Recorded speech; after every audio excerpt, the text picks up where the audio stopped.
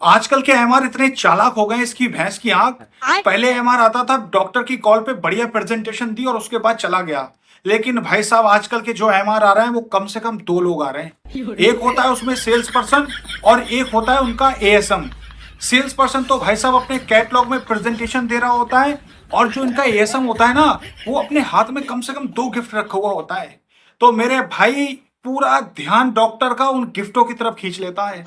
जैसा कि अगर डॉक्टर प्रेजेंटेशन को इग्नोर कर रहा है तो तुरंत छोटा वाला गिफ्ट डॉक्टर की टेबल पर रख देगा, डॉक्टर साहब ये आपके लिए है। फिर सेल्स पर्सन भाई साहब प्रेजेंटेशन शुरू करे रहता है, करे रहता है, करे रहता है। अगर डॉक्टर फिर भी इग्नोर कर रहा है तो मेरे भाई बड़ा वाला गिफ्ट भी रख देता है टेबल पे, कहता है डॉक्टर साहब ये मैम के लिए है और स्पेशल इटालियन है सर, इटालियन ब्रांड है। तो भाई साहब मैम पे खेल जाता है और दो तीन दवाइयां रखवा लेता है। और कुछ एमआर तो भाई साहब सेटिंग करके बाहर से ही आते हैं। जो स्टाफ ओपीडी कराता है उन्हीं को सेट कर लेता है, कभी एयरपोर्ट दे देता है, कभी परफ्यूम दे देता है कि डॉक्टर साहब से कॉल करवा देना। तो मेरे भाई स्टाफ ओपीडी के बाद शाम को डॉक्टर साहब से कहता है डॉक्टर साहब कोई मिलने आया है आपसे, ये नहीं बताएगा कि एमआर की कॉल है। तो मेरे भाई बाहर से सेटिंग करके आ जाते हैं ये एमआर लोग।